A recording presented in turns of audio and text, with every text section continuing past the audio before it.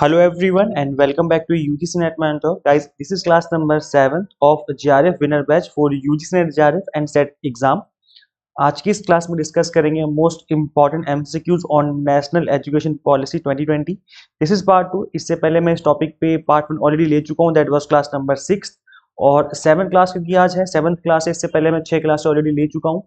अभी तक आपने इन क्लासेस को नहीं देखा है तो जीआरएफ विनर बैच का जो क्लासेस मैं ले रहा हूँ जीआरएफ विनर बैच की है। इस बैच की प्लेलिस्ट का लिंक मैं आपको इसी वीडियो के description box and comment box में दे दूंगा, जिसमें आप क्लास 1 से लेकर के क्लास 6 तक देख सकते हो, भी कंप्लीटली फ्री। सो आप इन सभी क्लासेस को जरूर फॉलो करें। हमने काफी इंपॉर्टेंट क्वेश्चंस डिस्कस करें। इनफैक्ट अभी जो जो दिसंबर 2023 में एग्जाम में क्वेश्चंस पूछे गए थे उनको भी मैंने डिस्कस किया था, और जो जून 2023 में क्वेश्चन पूछे गए थे मैंने उन क्वेश्चंस को भी प्रीवियस क्लासेस में डिस्कस किया हुआ है। सो ये रिसेंट ट्रेंड में बिल्कुल डिस्कस कर रहा हूँ आपके साथ। मेक श्योर आप इन सभी क्लासेस को जरूर फॉलो करें। This is about me. जैसे कि आप सभी को पता होगा अभी तक आपने इस चैनल को सब्सक्राइब नहीं किया है, सो मेक श्योर आप इस चैनल को सब्सक्राइब कर लें ताकि आपको अपकमिंग वीडियोस के सभी नोटिफिकेशन मिलते रहें। मैंने एक वीडियो क्रिएट की थी कि एपीआई स्कोर क्या होता है जिसके बेस पर परमानेंट रिक्रूटमेंट होता है यूनिवर्सिटीज में। तो यूनिवर्सिटी में एपीआई स्कोर आपके पास अच्छा होगा तो रिक्रूटमेंट के चांस काफी हाई हो जाते हैं। तो एपीआई स्कोर कैसे कैलकुलेट करते हैं, प्रोफेसर बनने के लिए कितना स्कोर चाहिए होता है, that is academic performance index. Sorry, index नहीं, इंडिकेटर है। सो एकेडमिक परफॉर्मेंस इंडिकेटर जो होता है जितना हाई होगा उतने ही चांस ज्यादा होंगे आपके रिक्रूटमेंट के इन यूनिवर्सिटी। तो ये कैसे बढ़ाया जाता है, किस तरीके से आप इसको इंप्रूव कर सकते हैं, इसके लिए आप इस वीडियो को जरूर देखें। मैंने इस वीडियो का लिंक इसी वीडियो के description box and comment box में दिया हुआ है। मेक श्योर आप इस वीडियो को जरूर देखें ताकि फ्यूचर में आपका एपीआई स्कोर अच्छा हो सके और आप इजिली रिक्रूट हो जाएं। आप हमारे सोशल मीडिया हैंडल को फॉलो कर सकते हो, टेलीग्राम, इंस्टाग्राम, फेसबुक, इन सभी के लिंक आपको इसी वीडियो के description box and comment box में मिल जाएंगे। सो आप हमें फॉलो करिए। इससे पहले मैंने थ्योरी लेक्चर्स ले रखी हैं आपके लिए। जो पेपर 1 के ऑल 10 यूनिट्स होते हैं उन सभी 10 यूनिट्स के मैंने थ्योरी, जो एवरग्रीन टॉपिक्स हैं, सिर्फ उन टॉपिक्स को मैंने इंपॉर्टेंट टॉपिक सीरीज में कवर करवाया हुआ है। इस सीरीज को आप जरूर फॉलो करें, इसमें आपकी थ्योरी कवर हो जाएगी। इसका लिंक भी मैंने description box and comment box में दिया हुआ है। इस सीरीज का नाम है इंपॉर्टेंट टॉपिक सीरीज। तो इस सीरीज को फॉलो करेंगे तो आपके जो एवरग्रीन टॉपिक है वो अच्छे से कवर हो जाएंगे। सो गाइस चलिए लेट्स प्रैक्टिस पीवाईक्यूज। क्वेश्चन आपकी स्क्रीन पे, in the context of assessment what kind of report card for students has been proposed in national education policy 2020। क्या बोला जा रहा है कि मूल्यांकन के संदर्भ में राष्ट्रीय शिक्षा नीति जो 2020 में आई है, इसमें छात्रों के लिए किस प्रकार का रिपोर्ट कार्ड प्रस्तावित किया गया है।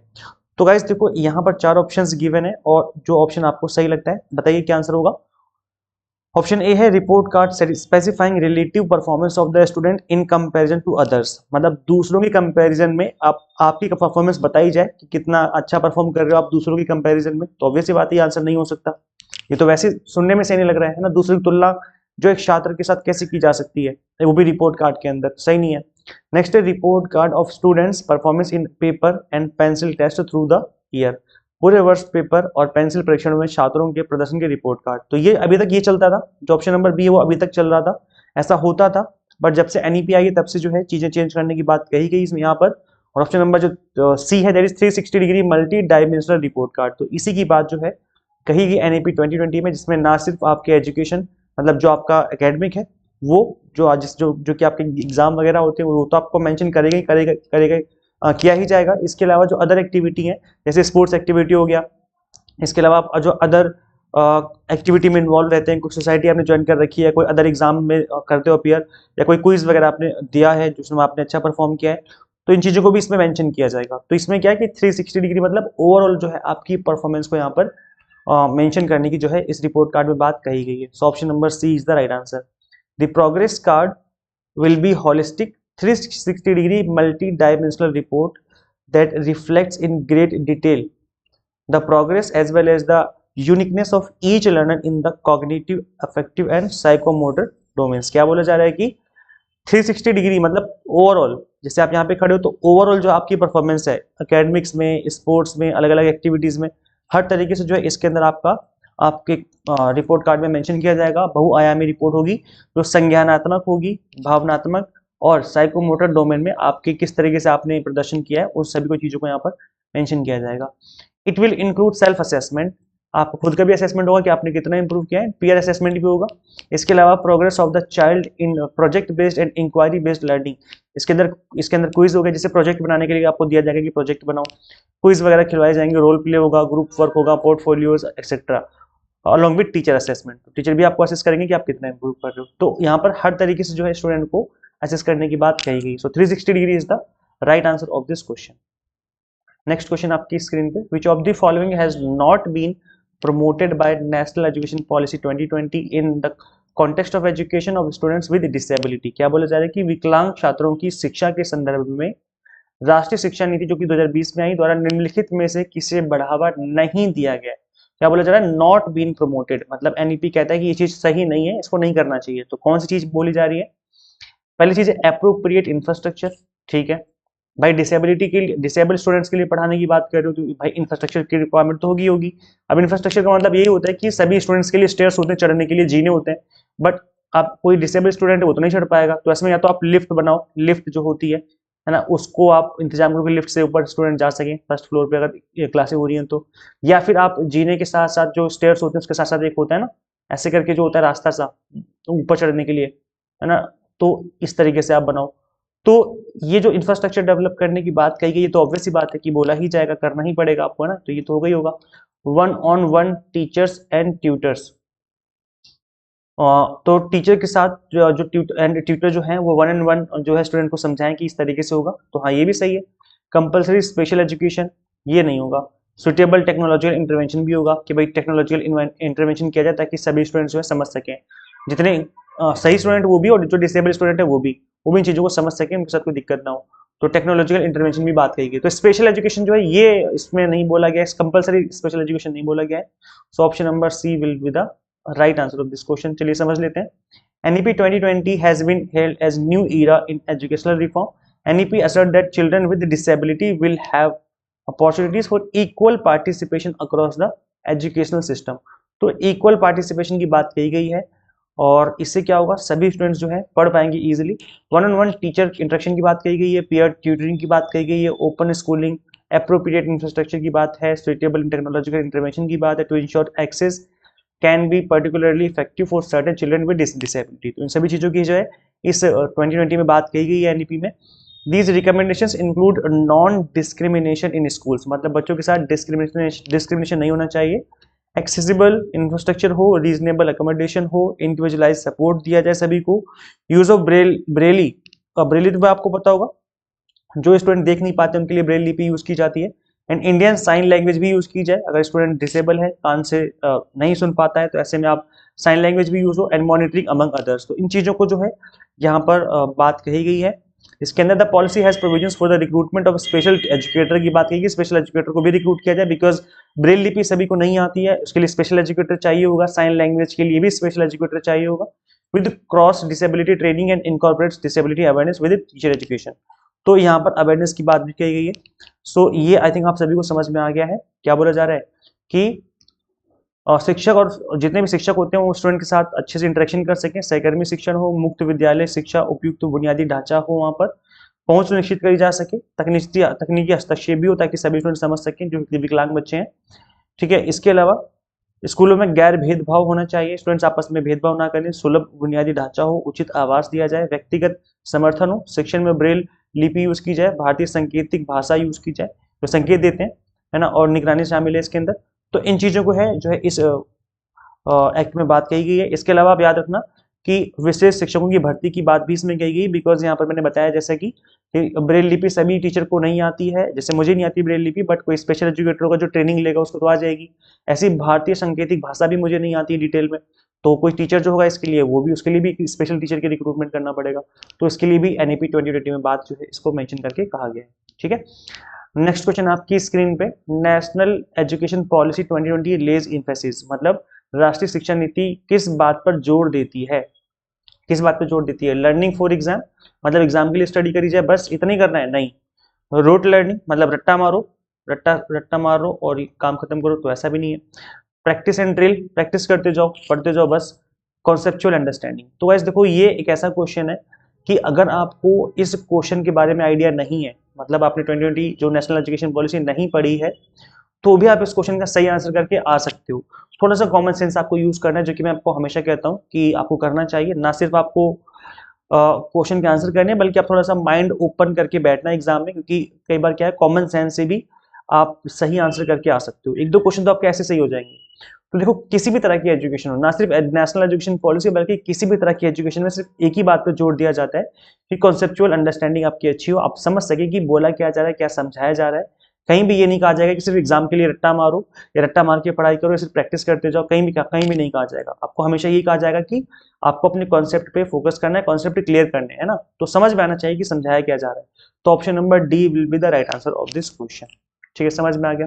सो NEP 2020 lays emphasis on conceptual understanding and improving educational outcomes so that children can implement the acquired knowledge and skills in real life। आप real life में भी इन चीजों को यूज कर सके। ठीक है, the examination will be more focused to test the core competencies of learners rather than the memorized knowledge and fact। क्या बोला जाता है कि परीक्षाएं याद किए गए ज्ञान और तथ्यों के बजाय शिक्षार्थियों की मुख्य दक्षताओं का परीक्षण करने पर आधारित अधिक केंद्रित होती है।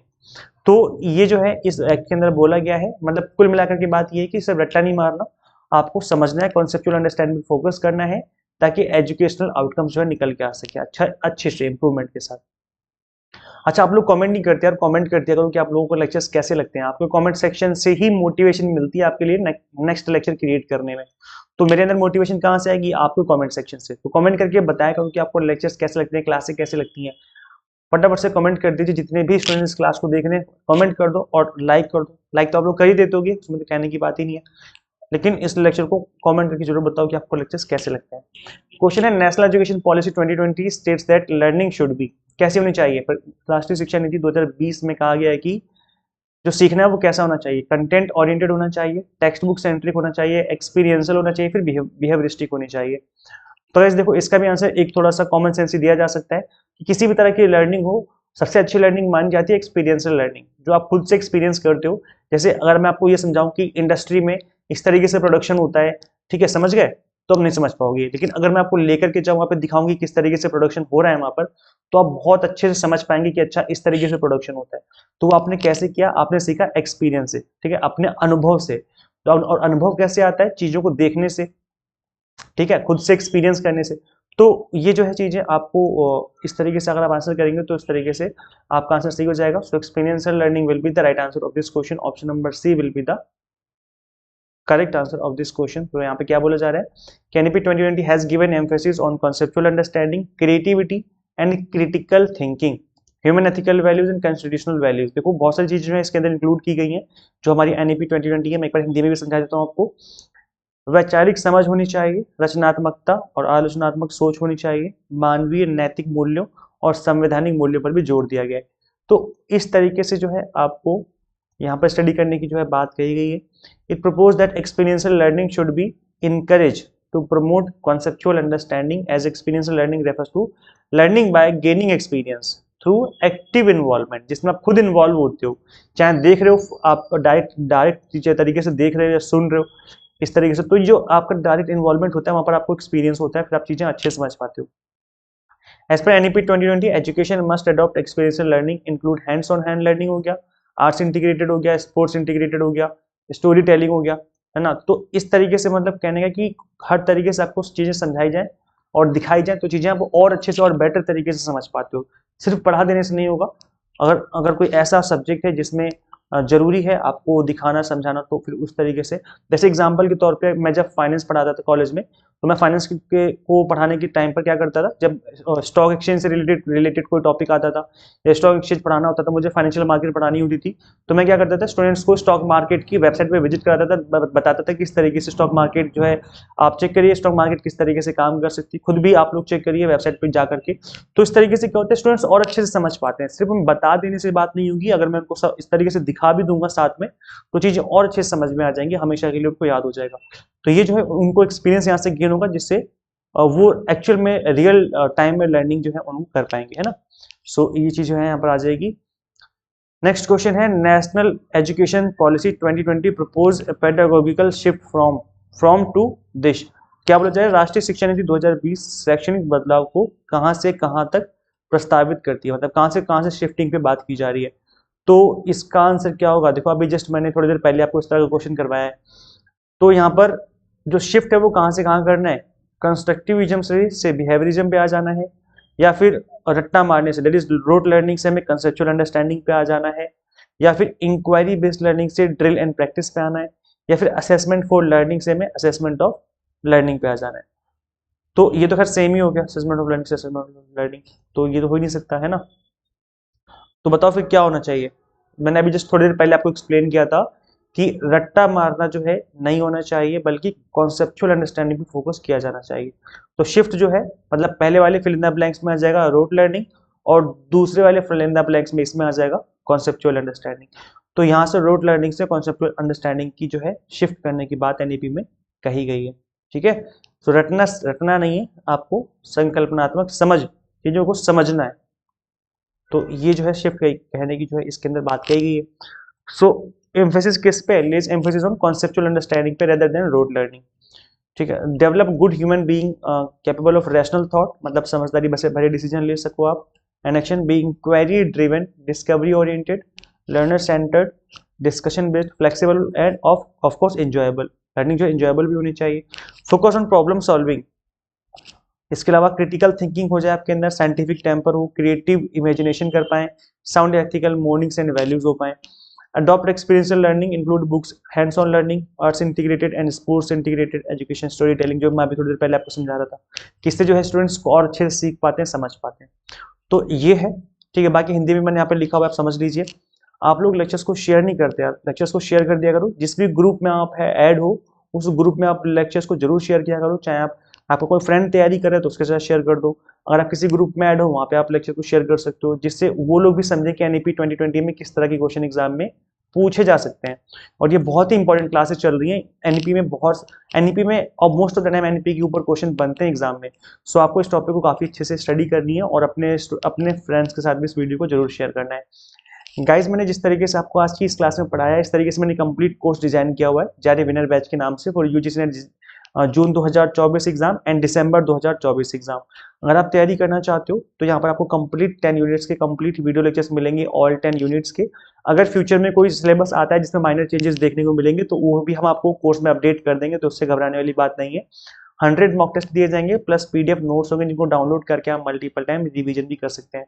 तो किस तरीके से आप ज्वाइन करेंगे कोर्स, आपको सिंपली मैं आपको बता दूं, एग्जाम टारगेटेड आपको यहाँ पे स्टडी करवाई जाएगी। पेपर 1 की commerce, management and political science, ये कोर्सेज अवेलेबल है। कंप्लीट कंटेंट बायलिंगुअल है, इंग्लिश मीडियम, हिंदी मीडियम में। और एनटीए क्वेश्चन आस्किंग पैटर्न चीजों को कवर किया हुआ है। इट मींस जो आपकी तैयारी होगी वो कंप्लीटली एग्जाम टारगेटेड होगी। सो किस तरीके से आप ज्वाइन कर सकते हो, सिंपली गूगल प्ले स्टोर से आपको एग्जाम मेंटर ऐप इंस्टॉल करनी है। अगर आप आईओएस यूजर है तो उसका लिंक भी आपको description box and comment box में देखने को मिल जाएगा। ठीक है, so thank you so much for watching this video. Share this video with all net aspirants and subscribe for UGC update and assistant professor job updates. Guys, मिलते हैं फिर next video में। Thank you so much.